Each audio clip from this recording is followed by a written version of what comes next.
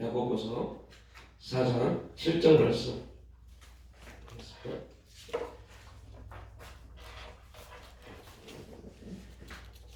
야고보서 4장 7절 말씀.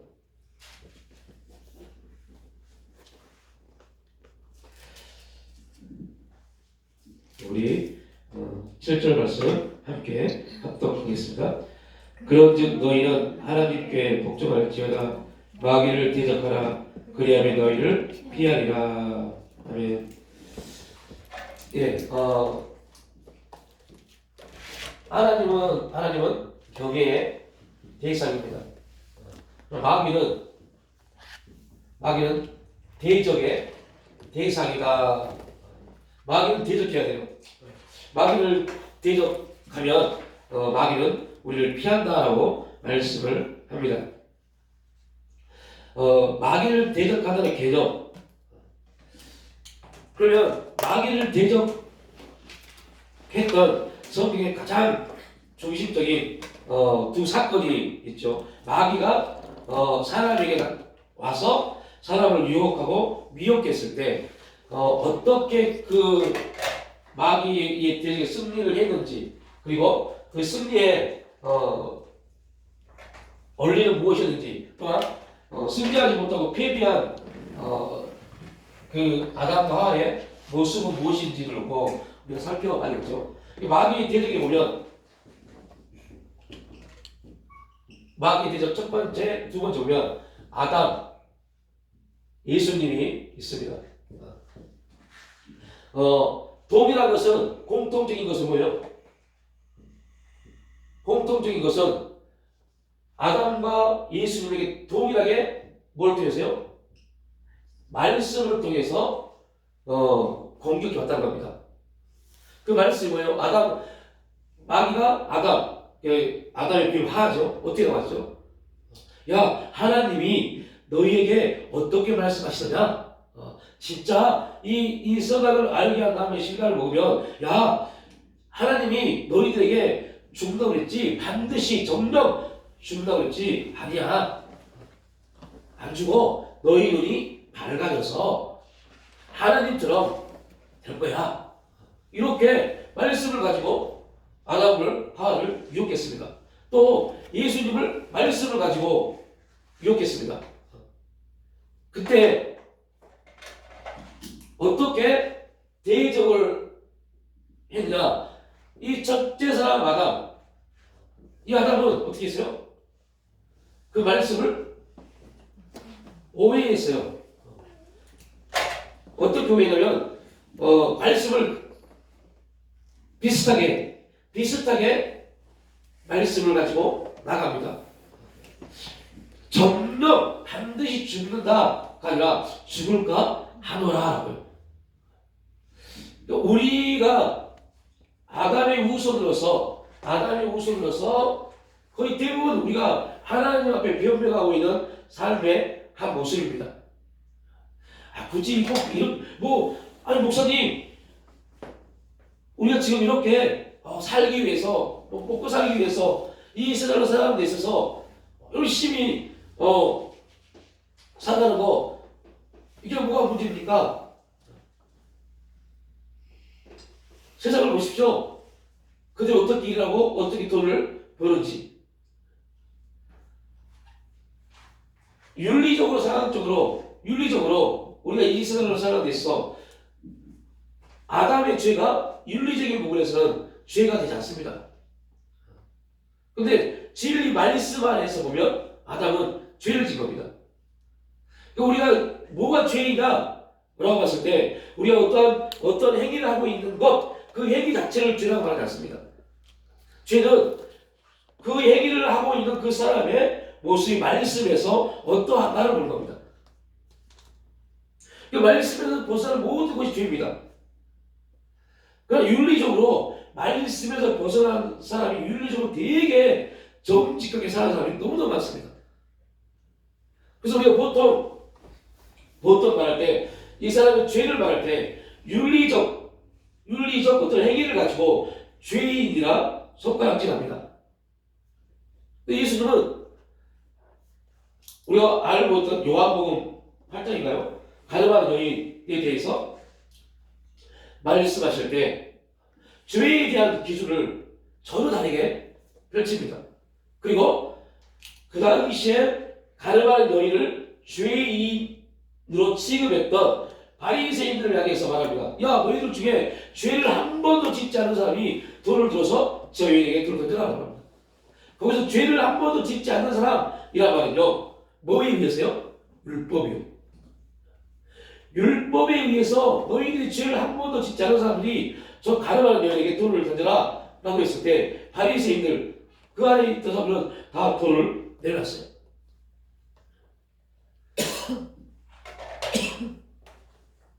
마귀가 예수님을 대적했을 때 예수님 말씀을 통해서 그 마귀 대적을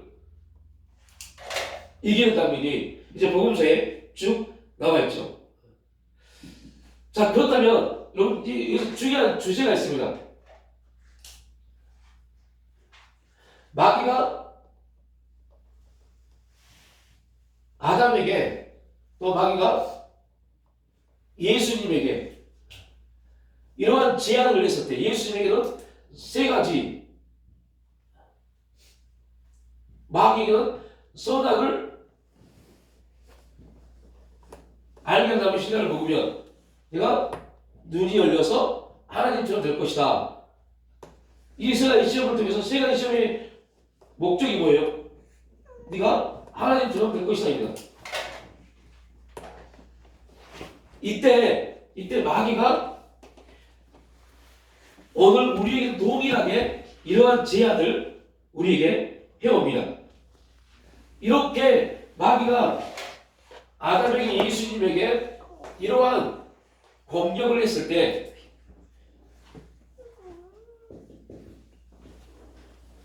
우리가 갖는 하나님을 향한 생각, 신앙의 생각, 이 생각이 어떻게 반응하느냐에 따라서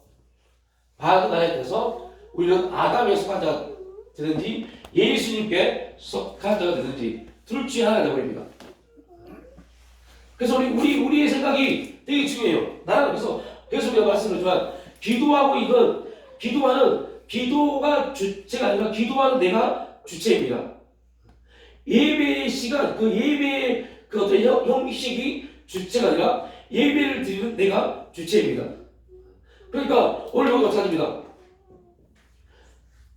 마귀는 절대 그 마귀 스스로가 하나님을 대적할 수 없습니다. 그래서 마귀는 반드시 어떠한 존재를 통해서 하나님을 대적해야 되는데 그 존재가 인간, 나라는 존재입니다. 그래서 나라는 존재가 하나님께 대적하는 존재가 될 것인지 아니면 하나님을 경외하고 하나님을 예배하는 존재가 될 것인지 그 중심에는 우리의 뭐가 있어요? 생각이요. 이 생각을 통해서 우리는 결단, 결심, 어떤 선택을 합니다. 그 생각이 되게 중요합니다. 우리 생각이 너무너무 중요합니다. 그래서 우리 생각이 여러분 이게 이 부분에서 우리 조금만 더 이해하면요 어떠한 원리를 가질 수 있냐면 우리의 생각이 말씀을 통해서 변화되지 않냐면 우리는 되게 말씀과 무관하게 그럼에도 불구하고 말씀과 무관하게 우리가 신앙생활하고 어떠한 삶을 살면서 불구하고 그것이 하나님을 믿는 신앙이라고 착각을 합니다. 그게 누구였죠? 사도 바울이었죠.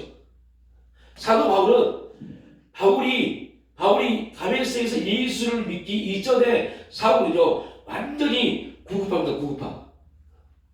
바리새인 중에 바리새인이었어요. 그런데 그러한 구급파 바울이 예수 그리스도를 만나게 됩니다. 그러면 예수 그리스도를 만난 다음에 바울은 어떠한 삶이었습니까? 육신의 눈으로 보면요 이것도 저것도 아닌 사람이 되어버립니다. 이게 무슨 말이냐? 육신의 눈으로 보면 구급파도 아니고 진법파도 아닙니다. 그래서 바울이 로마서 신학성의 가장 복음서로 말하는 로마서에서 뭐라고 말해버려요? 야, 종이나 헬라인이나 유대인이나 이방이나 다 그리스도 안에서 하나라고 말해버립니다. 그리스도인이 가져야 될 기준입니다. 그럼 복음은 우리에게 이거 다라고 이거 다라는 답을 제시하지 않습니다. 왜 제시하지 않냐면 복음은 하나님이 만든 모든 걸 다 뭐하니까요? 포함하니까요. 그런데 잘못된 사상이 들어오기 시작해요. 그래서 오늘 이제 다음 주 돌아올 주일이 부활주일입니다. 부활절인데 바울에게 복음을 통해서 교회가 세워진 고린도 교회가 어느 날 바울에게 소식이 들려옵니다. 야, 고린도 교회에게 이러한 소식이 들려옵니다. 부활은 없어. 교회 성도들이 부활은 없다는 말을 듣고 막 혼란을 느낍니다. 정말 부활이 없나? 부활이 진짜 없나? 이러한 혼란이 들어와요. 이유는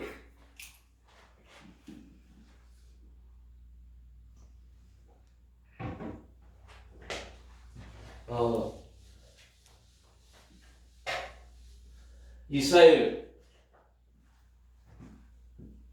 민족에는 바리새인이 있고 사두개인이 있습니다.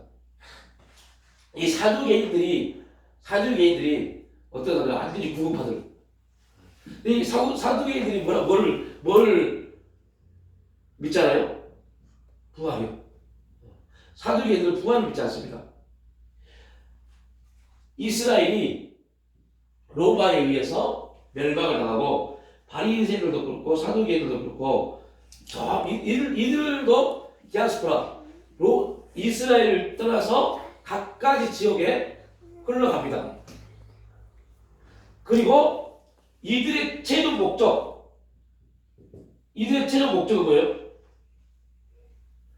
바리새인이나 사두개인들 이들의 최종 목적은요, 예수를 믿는 교회들을 무너뜨리는 겁니다. 예수의 복음을 무너뜨리는 겁니다. 그래서 여러분, 지금의 신천지나 잘못된 교리를 가지고 있는 그러한 잘못된 교회들, 그들이 하는 행동이 뭡니까? 그들이 하는 행동은요, 기존 교회들을 계속 공격하고 기존 교회들을 무너뜨리는 겁니다. 자기만 오는 겁니다. 그래서 이들이 그랬어요. 이들이 하는 행동이 뭐냐면 사도들이 교회를 세우면 그 교회로 들어갑니다. 침투합니다. 그래서 사도들의 복음을 다 반박을 합니다. 그래서 잘 보십시오. 이들의 중심지가 원래 근거가 어디가 됐어요? 이스라엘이요. 왜 사도 바울이 처음에 사도들에게 사도를 인정받지 못했습니까? 사도를 인정받지 못한 이유가 뭐예요? 그는 예수님을 직접 보지 못했죠. 그래서 그 이후로 그것 때문에 사도들이 12사도가 바울을 사도로 인정하지 못했습니다. 그런데 결국 베드로에게 이방인에게 복음을 증거하는 그 사건을 통해서 바울이 사도로 인정받은 그 은혜가 들었죠. 동일합니다. 이 사람들이 이스라엘에서 종교 지도자들로 인정받은 사람들입니다. 그들이 교회에 들어와서 우리는 누구냐? 사두개인인데 이스라엘의 종교 지도자급에 있었던 사람들이야. 우리는 구약을 연구하였고 구약에서 오실 메시아를 연구한 사람들이야. 그런데 야, 너희들이 바울을 통해서 저 이단의 예수 그리스도를 믿은 그를 추종하는 제자들을 통해서 너희들이 복음을 받아들였는데 그 복음은 가짜야. 왜 가짜냐? 그들은 부활을 말하는데 부활은 없어. 구약 어디에도 부활은 없어. 이렇게 말을 합니다. 그렇게 공격을 해옵니다. 그러니까 고린도 교회 성도들이 어떠한 생각이 들어요? 그래서 생각을 되게 잘해야 돼요. 이 생각이 진짜 무섭습니다. 어떠한 생각이 들까요? 맞아. 이 사람들은 율법을 연구하는 사람들이고 율법의 선생들인데 이들이 부활이 없다고 그러면 야 분명 뭔가에 문제가 있을 거야. 바울은 부활을 말했고 그런데 이들 또한 구약을 연구하는 사람들이고 이스라엘의 종교 지도자들인데 이들이 부활에 대해서 부활 불가론, 부활 없어 라고 말했다면 야 분명 여기에서 어떠한 우리가 무엇을 누구를 믿을 것인가에 대한 이제 갈등이 생기기 시작합니다. 그러니까 오늘 되게 조심해야 될 바로 이겁니다. 우리가 하나님과 인격적인 만남이 없으면요 꼭 유명한 목사들, 어떠한 능력의 목사들 말에 우리 신앙이 흘러가 버립니다. 이거 얼마나 무지한 거. 그런 무지 때문에 예수님이 십자가에 죽으셨는데 지금도 그런 무지한 사람이 없지 못하니까요. 내가 주님을 못 만나면 말씀을 통해서 주님을 보지 못하면 그렇게 흘러가 버려요. 그게 옳은 것처럼요. 바울이 복음을 증거해서 예수를 믿었던 사람들일지라도 사두개인이 와서 부활이 없어 라고 하니까 헷갈림 받아요. 여러분 과연 우리가 바울처럼 위대한 복음의 능력자로 서 있을 수 있을까요 지금? 그럼 우리는 어떨까요? 그래서 그러한 갈등과 고민에 있는 그들에게 바울이 고린도전서를 통해서 편지했습니다. 아니야 부활이 없다면 지금 우리는 뭐가 되냐?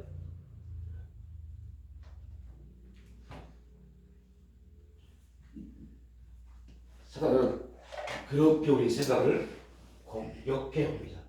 우리 생각을 공격해 옵니다. 우리 생각이 말씀에 붙잡히가 되지 않으면 하나님 앞에 붙잡히가 되지 않으면 우리 생각은요 아담이 그랬던 점요 옳은가 그런가 안다 틀리다에 빠져버립니다. 이 목사님 말이 맞나? 이 목사님 말이 맞나? 저 사람의 말이 맞나? 저 사람의 말이 옳은가? 이 문제에 빠져버려요. 진리가 비진리가 관심이 없어요. 내가 따르고 내가 원하는 목사님 이렇게 말하면 그게 옳게 된 거예요. 절대 그러면 안 되는데. 그게 진리 안에서 옳은가 그런가 진리 안에서의 옳고 그름이 이루어져야 되는데 그냥 내 생각 안에서 그 부분이 이루어져 버려요. 그런데 그런 시대가 성경에 나오죠. 사사기 시대예요. 말씀을 경험하지 못하니까 하나님을 경험하지 못하니까 각자 옳은 소견들을 해갑니다. 각자 옳아요. 이 목사님 옳고 이 목사님 옳고 서로 싸우고 난립니다. 근데 중요한 것은 그 안에요 어떠한 진리도 없어요. 다 비진리예요. 비진리 가지고 싸웁니다. 지금 이 세상은요 엄청나게 교회를 향해서 공격해오고 교회를 무너뜨리려고 역사가 있는데도 지금 비진리 가지고 목사끼리 싸우고 있어 난리예요 지금. 왜 그러냐면 사단이 우리의 생각을 잡아버리니까요. 사단이 우리의 생각을 잡아버리니까 자기가 보는 것만 옳은 겁니다. 아담과 하와가 선악을 알게 나무 시간을 딱 먹고 눈이 딱 열려버려요. 하나님처럼 모든 게 보여버려요. 그런데 성경 그걸 뭐라고요? 죄라고 해요. 너 보았느냐? 우리가 볼 것은 하나님의 역사, 하나님만 봐야 되는데 그렇지 않습니다. 옳고 그름이 자기한테 있어요. 그래서 우리는 항상 조심해야 돼요. 성경은 그렇죠. 목사도 가르친다더라 조심해라. 진짜 가르친다 조심해야 돼요. 자기 때문에 수많은 사람들이 지옥으로 갈 수 있는 그 원리를 가지고 있어야 돼요. 그래서 절대 우리는 동일합니다. 여러분 교회가 성장하는 데 있어서 목사의 카리스마가 굉장히 중요합니다. 그런데 그런 교회는요 하나님이 기뻐하지 않습니다. 목사의 능력 카리스마 하나님이 기뻐하지 않는 교회입니다. 이유는 교회는요 구분상 행동의 질서 안에서 목사와 그런 부분 이건 치기가 아닙니다. 취기가 아닙니다. 목사가 권력을 가지고 있는 그 교회는 교회 아닙니다. 세상이죠. 잡배요 잡배. 시장 잡배들. 그런데 사단은 그렇게 공격하는 거야. 그렇게. 그래서 교회에서도 기독교 자체에서 어떠한 목사와 어떤 그런 분을 지기적인 주의적인 부분으로 취급을 해버려요.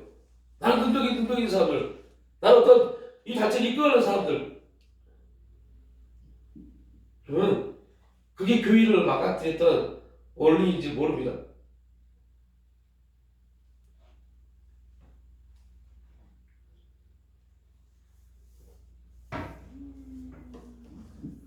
예수님이 말씀을 통해서, 정확한 말씀을 통해서 사단을 대적합니다. 그리고 그게 우리가 사단을 대적해야 될 개념 원리입니다.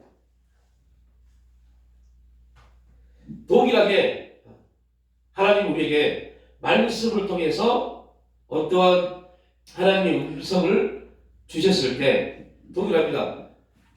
원리가 동일합니다.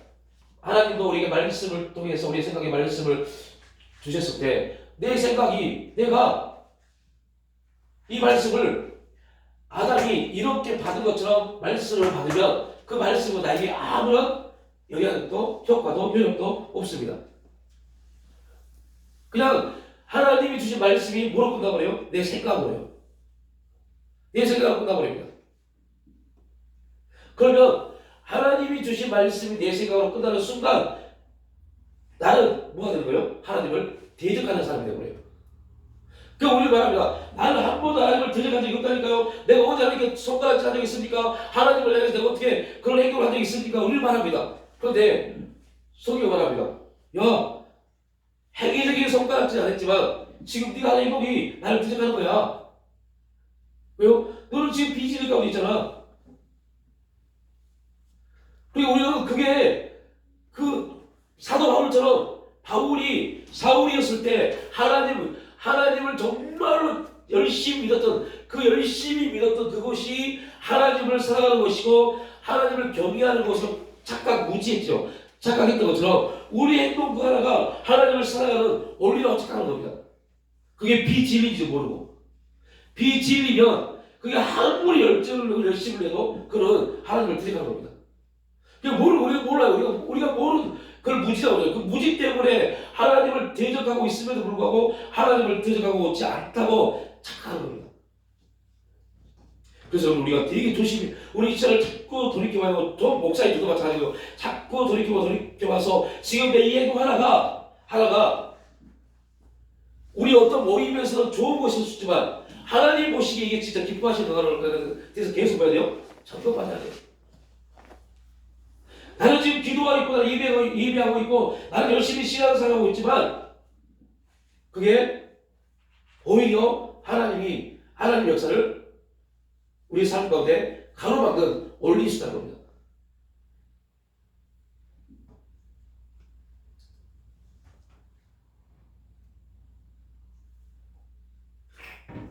그러니까 우리가 하나님을 대적한다는 말의 정확한 개념을 모르면 하나님을 대적하면서도 사실을 그걸 모를 수 있다는 겁니다.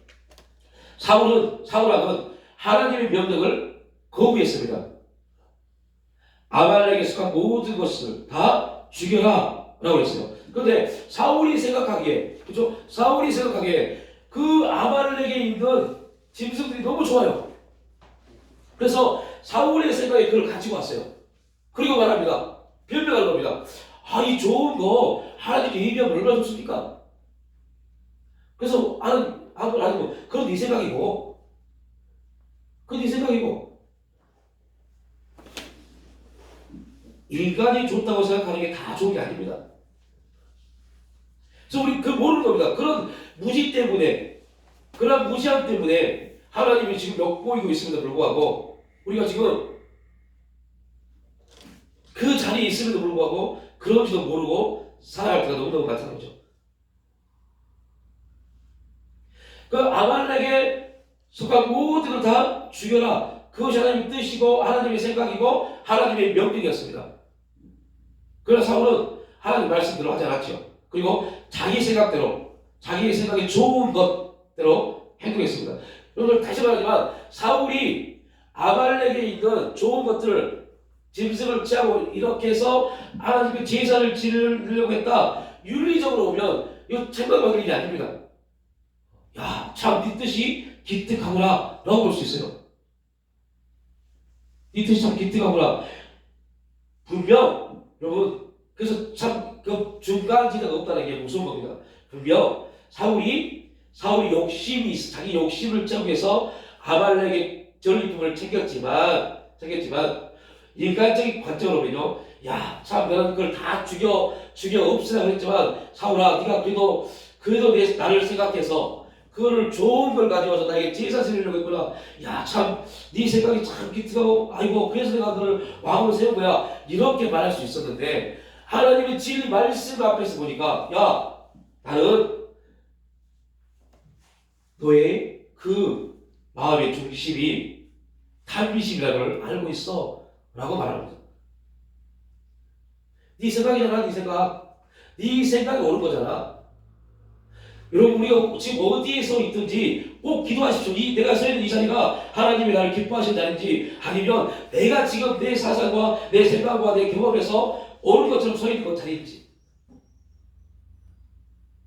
이게 죄인인데 나는 죄라고 성립이 안 되니까 죄가 아니게 돼버려요. 그런데 하나님이 죄가 아니라고 볼까요? 아니라는 거죠. 내 생각에는, 내 삶의 경험이면 이게 맞는 거예요. 그런데 중요한 것은 그게 하나님이 내가 지금 그 자리에 서 있는 것이 기뻐하는 일인지 아닌지에 대한 분별을 할 수 있어야죠. 그래서 아니라면 그걸 내려놓고 주님을 바라보는 것, 이게 자아처리입니다. 이건 누가 해줄 수 있는 게 아닙니다. 우리가 계속적인 깨달음을 통해서 변화되어져야 가요. 이게 변화되지 않으면 나는 열심히 뭔가를 했는데 결국 주님이 이제 좀 이따 사람과의 관계, 물질과의 관계가 되면 이제 그만 나옵니다. 사울의 문제는 도덕, 윤리적인 것이 아니라 영적인 문제였습니다. 하나님께서 사울을 책망하실 때, 그래서 사무엘상 15장에 보면 이는 거역하는 것, 하나님 말씀을 거역하는 것은 사술의 죄와 같고, 사술이 뭡니까? 선택이요. 우상에게 전하는 죄와 같다고 말했어요. 여호와의 말씀을 버렸으므로 여호와께서 왕을 버려. 그러니까 여러분, 우리가 열심히 신앙생활하는데 뭐해서? 내 생각 안에서 열심히 신앙생활하는데 결국 하나님 말합니다. 야, 너는 내 말씀을 버려서, 하나님, 저는 하나님 말씀을 버린 적이 한 번도 없습니다. 아니야, 버렸어. 어떻게? 네 생각 안에서, 네 생각대로 했잖아. 그래서 나도 너를 버린다. 이게 우리의 마지막 신앙의 모습은 되면 안 되죠. 그래서 항상 우리의 모습이 지금 하나님 앞에 어떠한 모습으로 서 있는가에 대한 그러한 분별, 그러한 하나님에 대한 모습을 볼 수 있는 그런 원리를 가져야 돼요. 절대 꼭 말씀이지만 사람의 평가에, 사람의 말에 우리가 우리의 마음, 우리 생각이 움직여서 안 돼요.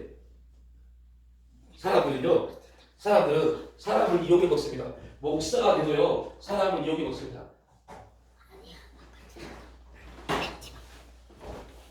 자기 이익을 위해서요, 목사들이 얼마나 수험들을 이용해 먹고, 그리고 이용할 가치가 떨어지면 가차없이 버려버리고, 그런 일이 얼마나 많게요. 왜 그럴까요? 왜 그런 일들이 교회 안에서 이루어질까요? 이유는 그들이 사람과의 관계에서 사랑의 관계가 아니라 유혹의 관계로 생각해서요. 이용할 가치가 있으니까 계속 이용에 오는 겁니다. 이용할 가치가 떨어지잖아요. 쌓이잖아요. 가차없이. 사단이 우리에게 이용할 가치가 있으면요, 끝까지 잠수하고 끝까지 이용해 먹습니다. 이용할 가치가 떨어지잖아요. 그러면요, 가차없이 이 세상을 통해서 사단을 바랍니다. 엄청난 부와 명예를 줄 것처럼, 열심히 일하고 죽을 힘을 다해서 일하면 엄청난 부를 가질 수 있을 것처럼 계속 유혹합니다. 그러다가 우리가 하나님 왕위가 완전히 단절되고 사단이 좀 말이 딱 들어가면 값없이 버려버려요. 페인처럼 버려버립니다. 그런데 그 짓을 누가 해요? 교회 안에서 그런 짓들이 일어납니다. 왜 그런 짓을 말하세요? 귀신의 짓이니까요. 목사들이 자기 단체를 위해서, 자기 이익을 위해서 성도들을 끌어모읍니다. 그 비지는 게 뻔히 알면서도 불구하고 성도들은 내 생각과 그분의 목사님의 생각 같으니까 따라가는 겁니다.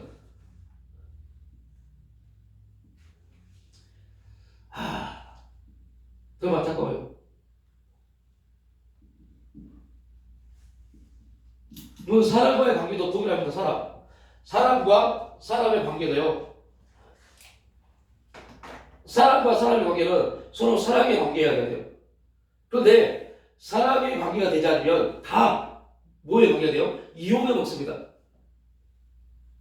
사람을 이용해 먹어요. 제가 상담 공부를 하면서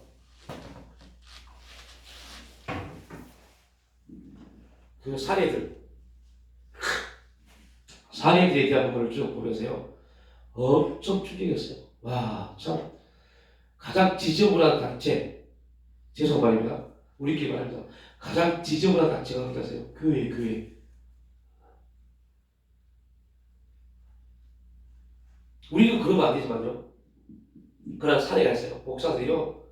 교회에서 또 주위에서 자기의 어떤 이념, 자기 어떤 일을 이용해 먹을 수 있는 사람들로 계속 주시합니다. 그래서 이용의 가치가 있으면요. 어떻게든 관계를 맺으려고요. 잘 해줍니다. 이용해 먹을 수 있으니까. 그런데 이용 당한 사람들은요. 자기가 이용을 당하고 있는지 몰라요. 사랑받고 있다고, 나에게 관심받고 있다고 착각하는 겁니다. 이단도 처음에는 이단이 아닙니다. 처음에는 다 복음 앞에서 했습니다. 점점 이단은 뭐예요? 끝이 달라지기 이단입니다. 사람과의 관계도 마찬가지예요. 처음에는요, 그 아니면 얼마나 잘해주는지요. 이용해먹기 위해서는 환심을 사야 되기 때문에.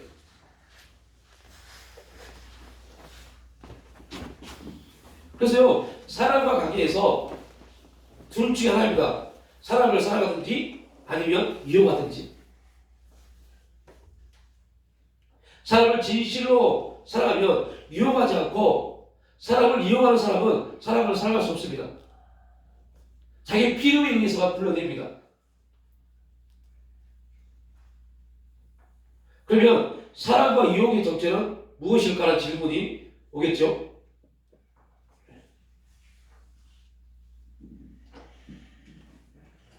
동일합니다. 이 부분은 동일한 하나의 원리인데, 그죠? 어떤 원리냐면, 사랑은, 우리가 다 알고 있는 부분이죠. 사랑은 반드시 어떠한 부분이 따라요? 희생이요. 희생이 따릅니다. 사랑에는 희생이 있어요.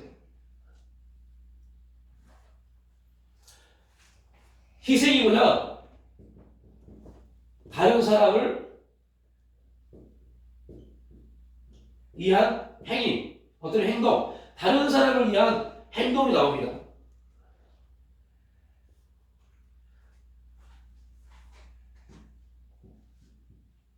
이용은요, 결국 누구예요? 자기입니다. 자기가 나옵니다. 자기 이익을 위해서 이용해 먹습니다. 사랑의 중심에는 내가 아니라 너가 있습니다. 상대방이 있죠. 내 이용의 중심은 항상 자기가 있어요. 자기의 필요에 의해서만, 자기 이익을 위해서만 사람을 이용해 먹습니다.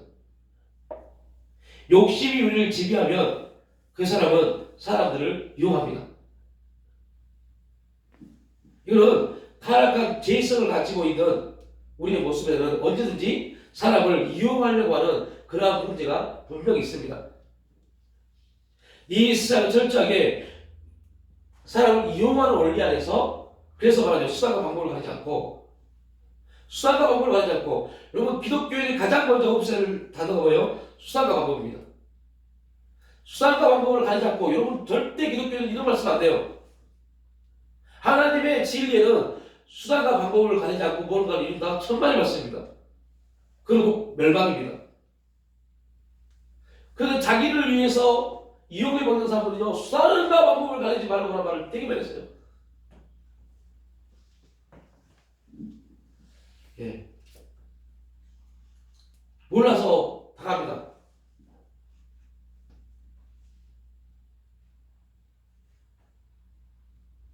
결국은 이용당하는 사람들은요, 이용당하는 사람들은 그의 끝에 상처를 받아요. 그런데 여러분, 왜 사람이 이용당할까요? 여러분, 이용하는 사람이 잘못했을까요? 이용당하는 사람이 잘못했을까요? 우리는 이용하는 사람이 잘못했다고 합니다. 근데 성경은 뭐라고요? 이용당하는 사람도 잘못했다고 합니다. 왜요? 그 사람 마음에 이용하는 사람과 똑같은 욕심, 탐심, 죄가 있기 때문에 이용당하는 사람의 그 생각에 내가 왜 생각이 빼앗긴 겁니다. 여러분, 그래서 정치꾼들은요, 자꾸 자기 사상을 국민에게 집어넣습니다. 뭐 하려고요? 국민들이 같은 생각을 가지고 있는 국민들을 끄집어 들이려고요. 이게 정치꾼들입니다. 그 안에 정치들은 똑같아요. 복음 없어요. 복음 없어요. 다 자기 생각, 자기 사상, 자기 이념을 집어넣어요. 그래서 오늘 진보와 보수가 나눠지고 이 사상이 나눠진 이유가 뭡니까? 그 사람들의 말입니다. 정치인들의 말. 그 유혹해 먹습니다. 이용을 해먹고 이용을 가서 떨어지면요, 그냥 어디에 들어가는지 그냥 쳐버립니다. 지금 우리나라 정치를 보세요. 아니, 우리나라 미국도 그렇고 민주주의, 여러분, 미국이 민주주의 국가입니까? 아니요. 민주주의로 형성도 나라지만 지금 민주주의가 아닙니다. 그 권력 중심 나라죠. 우리나라 마찬가지입니다. 민주주의 사라졌어요. 자기 이익과 뜻에 맞는 사람들이 끼리끼리 모입니다. 그러니까 그러한 기준에서 보면요, 이용하는 사람이나 이용당하는 사람이랑 똑같습니다. 왜요? 이용당하는 사람이 왜 이용당해요? 생각이 같으니까요. 그래서 예수님이 우리가 배웠잖아요. 동생이 찾아왔어요. 선생님 말씀을 들으니까 참 지혜롭고 판단력, 분별력이 좋으시네요. 그런데 선생님, 저에게 하나의 문제가 있습니다. 아버지가 유산을 하겠는데 형이 다 가져버렸어요. 당신의 지혜면 우리 형에게 말해서 유산 일부를 내가 얻을 수 있겠습니다. 그래서 예수님이 그 동생이 뭐라고요? 탐심을 불렀어요. 이 동생이 무슨 탐심이 있어요? 이 동생이 말씀을 이용해 먹는 거예요. 목사들이 말씀을 이용해 먹는 모든 목사는 다 탐심갑니다. 말씀을 이용해서 성도를 마음을, 감정을, 생각을 다 탐심한답니다. 그래서 복음이라는 게 계속 무서워요. 목사인 저 다시 마찬가지입니다. 복음이 되게 무서워요. 복음이 계속 우리를 찌르면 이제 그러한 진짜 본질적인 죄들이 보여지니까요. 윤리적으로 어떤 행위가 아니라 본질적인 죄들이 보여지니까요. 똑같이 말씀을 들었던 베드로는 똑같이 말씀을 들었어요. 저 선생님 말씀이 기가 막히네. 와, 어떻게 저런 말씀을 할 수 있지? 그럼 그렇게 말씀을 받았어요. 그때 예수님이 말합니다. 시몬아, 저 깊은 곳에 가서 금을 내려라. 했을 때 그 동생은 이 지혜를 이용해 보려고 했어요. 그게 탐심입니다. 베드로는 그 말씀을 받고 말도 안 되는 일이지만 가서 금을 내렸어요. 그랬더니 놀라운 역사가 그곳에 이루어졌어요. 우리가 말씀을 이용해 먹는 사람도 똑같은 사람들입니다. 말씀을 살아가지 않으니까 말씀을 살아가면 말씀은 우리에게 뭘 요구하고요? 희생을 요구합니다. 희생을 요구하고 섬김을 요구하는데 말씀을 살아가지 않으니까 하나님의 희생을 요구할 때 희생할 마음이 없는 겁니다. 살아가지 않으니까. 동일합니다. 그래서 이러한 원리로 빠지면 지금 우리가 지금 어떠한 모습에 서 있는지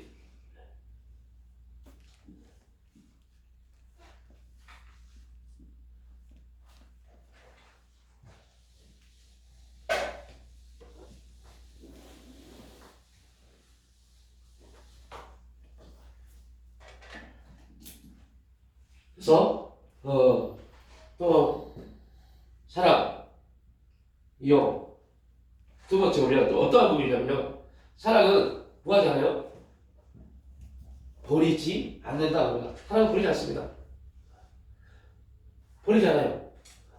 그런데요, 사랑을 이용하면요, 반드시 버림받습니다.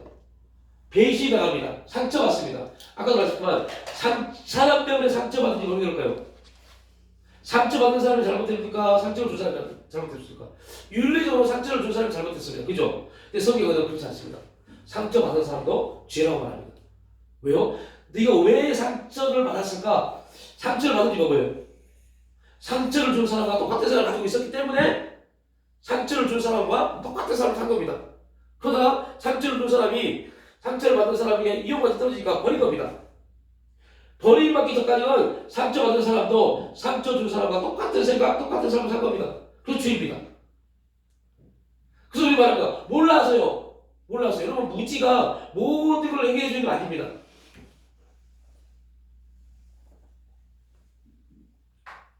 똑같습니다. 버립니다. 이용당한 사람들은, 이용해온 사람들은 사람을요, 버립니다. 사랑으로 끝까지 책임집니다. 그래서 하나님은 사랑이신데 그 사랑의 불가항력 때문에 끝까지 우리를 포기하지 않으신다. 근데 사람은요, 버려버린다니까요. 어디를 좋아서 서로 막 뭐하자 하고 내일 서로 생각이 안 맞으면요, 서로 싸우고 난립니다. 여러분, 국민의힘 정치인들 보세요. 더불어민주당 정치인들 보세요. 그들 믿고 우리 여러분들 뭐 한다고 했지? 말도 안 되는 소리입니다. 뭐 어떠저쩌고 그 다음에 서로 싸우고 서로 니편 내편 그리고 사람들 국민들 갈라치나 했었고. 근데 교회에서 똑같다니까요. 교회도 이쪽 목사님들 저쪽 목사님들 서로 막 싸우고. 이게 복음 안에서 복음을 더 완성하기 위해서 논쟁하면 정말 좋습니다. 복음이 폭발은 이겁니다. 그런데 복음이 아닙니다. 그들의 사상과 이념으로 싸우고 다닙니다. 그리고 사람 버리는 것은 일도 아닙니다.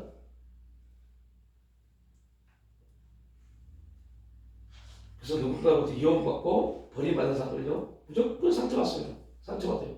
저 사람에게 상처받았는데요. 저 목사님에게 상처받았는데요. 저 성도에게 상처받았는데요. 여러분, 죄송한 말이지만 인문학, 상담학 쪽으로 보면요, 상처받은 사람들을 그들을 위해서 뭔가를 하고 뭔가를 하지만요, 아닙니다. 그 사람 똑같은 사람입니다. 그래서 무섭습니다. 또 하나의 특징이 있어요. 사랑은 섬김이 있습니다. 섬깁니다. 네? 이용은요. 섬김을 받으려고만 합니다. 사람이 섬김을 받으려고 해요. 나를 섬겨야 돼. 나를 섬기면 당신에게 복이가. 섬김을 받으려고 해요. 근데 사람은 섬깁니다.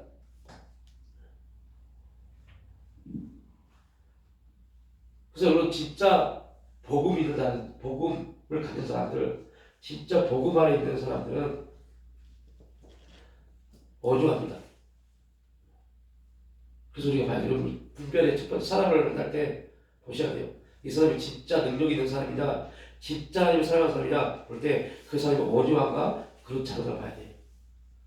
하나님을 만나는 사람이, 하나님과 함께하는 사람이, 성령의 사람이 어조하지 않으면 그 가짜입니다. 그 사람 가짜예요. 변화를 못 받은 거예요. 하나님을 만날 수 있었어요. 만날 수 있었을 겁니다. 근데 변화를 못 받은 겁니다. 하나님을 만나는 사람은요, 어조합니다. 그러한 분별력 정도는 우리가 있어야죠. 하나님을 만난 사람들은요, 사람들을 자기 마음대로 통제하려고 하지 않습니다. 왜 통제를 하려고 하잖아요? 그 사람을 인격적으로 보니까요. 내가 하나님을 인격적으로 만난 사람들은 사람들을 인격적으로 만납니다. 그 사람은요, 자기 안으로 통제하려고 해요. 끌어들이려고 통제하려고 해요. 그래서 자기 말만이 기준. 하나님 말씀이 기준이 아닙니다. 나를 통제하는 그 사람의 말이 기준이라고 그러죠. 그래서 무섭습니다. 그런 사람은요, 반드시 사람을 버립니다. 쓸모가 가치가 없어집니다. 그래서 봐야 돼요. 지금 우리가 사람과의 관계, 우리 영성에서 네 가지 기둥이 왜 중요해요? 영혼의 영성, 하나님과의 관계, 육체의 영성, 하나님이 주신 능력을 통해서 어떠한 소명을 이룰 것인가? 물질과의 관계 영성, 물질은 이제 다의 물질이죠. 물질과의 영성, 우리가 대인관계, 사람과의 관계, 대인관계 영성, 이 대인관계 영성은 뭡니까? 성김입니다. 절대 하나님의 기준 안에서 하나님이 받은 은혜 안에서의 삶을 올립니다. 그래서 다윗을 보십시오. 진짜 하나님의 사람, 온유한 사람 다윗, 사울을 죽일 수 있었어요.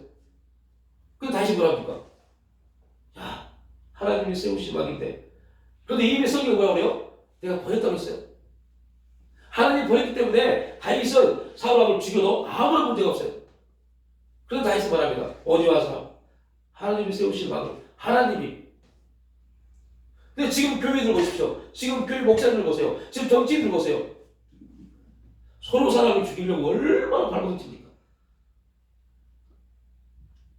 그 사람들, 저를 포함해서 그 사람들 하나님 만나는 사람들 아니라고 봅니다. 뭐냐면 온데간데 없어요. 악투와 비방과 저주와 세세가 똑같이 해요. 죽일 놈 살릴 놈. 어떻게 나에게 기름 부음 받아 목회자 됐음에도 불구하고 목사가 아니라고 그럽니다.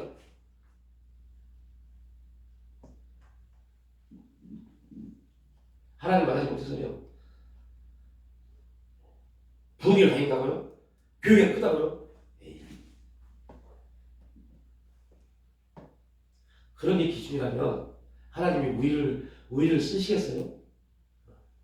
박사들이 얼마나 많은데 100억대, 200억대 부자들이 얼마나 많은데 그들을 통해서 내가 이렇게 역사하니까 얼마나 부자가 되냐 이렇게 쓰시지. 왜 안 쓰죠? 저 같은 사람 우리 목사로 써요. 제 친구들 중에 교회 다니는 박사들이 얼마나 많은데요. 고등학교 친구들 중에 박사가 지금 할아버지가 열 몇 명이나 돼요. 그들을 쓰죠. 그들 다 교회 다녀요. 그 애들이 저한테 그러다니까 어떻게 목사가 됐니라고 물어보더라고요. 한 친구는 지금 철도 쪽에 꽤 높은 자리에 있어요. 그 친구가 계속 저한테 카카오스로 메시지 보내요. 야, 네 글, 아침마다 네 글 보고 은혜 받는다. 그 애가 내 글 보고 왜 은혜 받아요? 그 박사인데. 그 애도 쓰지.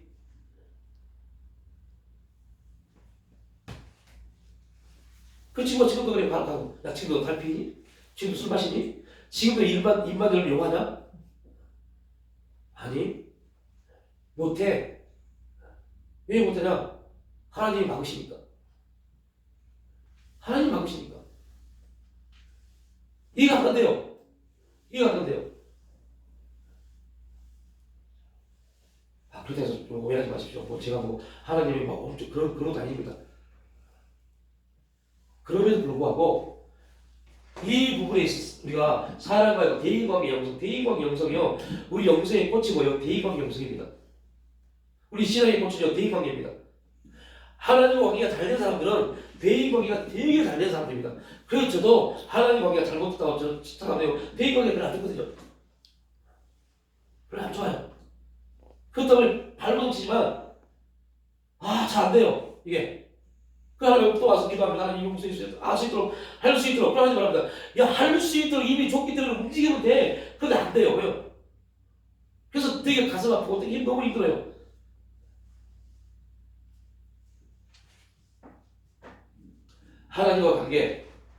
하나님과 관계에서 사단의 생각을 통해서 틀어버립니다. 약간 틀어버려요. 비슷합니다.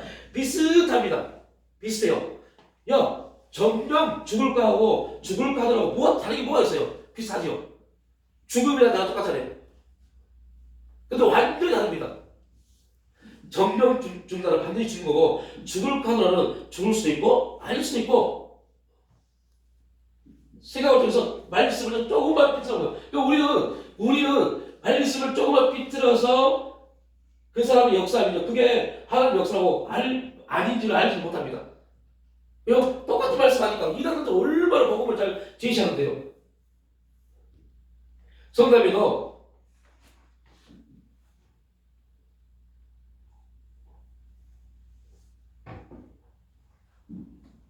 신천지가 대한예수교 장로회라는 이름으로 12곳이 있습니다.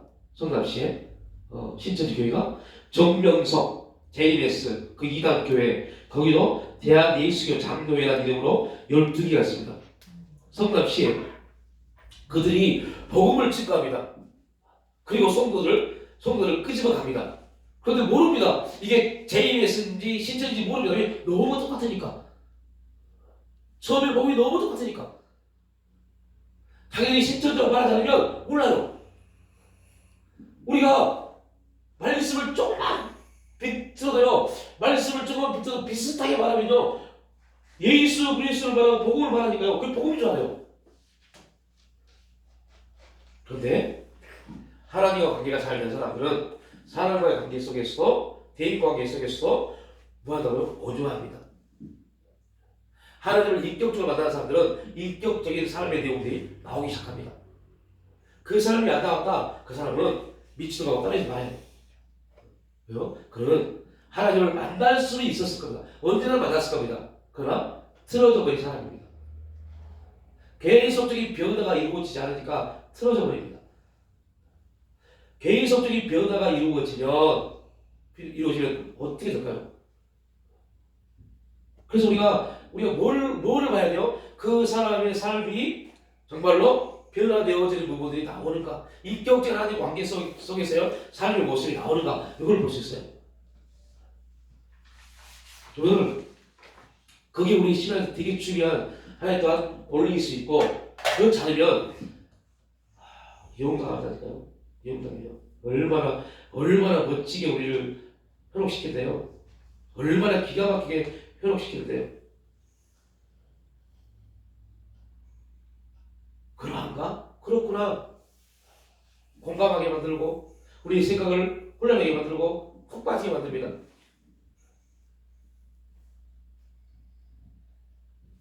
이단뿐만 아닙니다. 교회 안에서 그런 일이 엄청 많습니다. 그래서 이용받자 떨어지면요, 아니 다 끊어버립니다. 그때 우리가 알아야 돼. 나도 그 사람들과 똑같은 사람이겠구나. 그래서 내가 이용당했구나.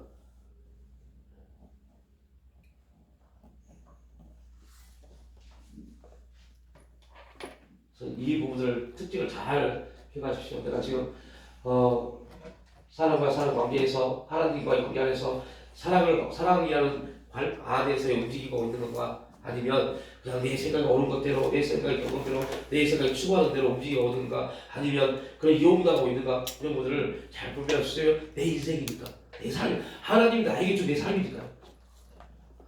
이런 부분을 잘 분별하고 잘 우리를 하나님의 형상대로 맞춰갈 수 있어야 돼요. 그래야지 천국에 가서 우리의 모습이 회같이 빛나는 열매가 있는 그러한 삶을 우리를 가질 수 있죠. 열심히 뭔가 했는데 한 것 같은데 우리가 속된 말로 이런 말을 목사님께 한 말 해준다. 개털 모자 쓰면서 어떻게 해? 의의 면류관, 생명의 면류관을 쓰지 못하고 개털 모자 쓰고 있습니다. 인생 얼마나 불쌍해요. 천국은 같다지만. 그래서 신앙은 계속 신앙을 우리가 점검해요. 스스로 점검해보고 누가 점검해주는 건 아닙니다. 계속 묻고 점검해봐야 돼요. 그래서 계속 변화적인 사건들이 나타나야 돼요. 생각의 변화, 우리 마음의 변화, 행동의 변화, 계속 이게 나타나야 돼요. 나타나고 있다는 것은 무슨 말이냐? 하나님과 관계가 계속 유지되고 있다는 겁니다. 변화가 없는 사람들은 하나님 관계 없습니다.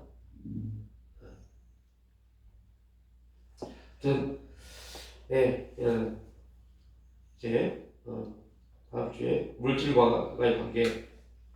이 하나님, 사탄, 사람, 물질 이걸 이해해야만이 말라기 시대의 지상대에 어떤 문제가 있는가 알 수 있습니다. 지금 이 시대 목사들 교회 성도에 어떠한 문제인지 알 수 있습니다. 이걸 이해하지 못하면 나 예배 드린다니까요, 기도한다니까요, 섬긴다니까요, 이렇게 말하니까요. 그럼 하나님 말합니다. 야, 너희는 나를 버렸다. 나를 멸시하였다. 멸시한 적도 없는데, 버린 적도 없는데. 그래서 우리가 조금 더 하나님과 관계가 깊어지고 하나님과의 온전한 삶, 하나님이 기뻐하시고 온전하신 삶에 하나님이 우리에게 주신 소명 그 안에서 삶을 살아갈 수 있는 그러한 은혜가 또 있기를 주님의 이름으로 축복합니다.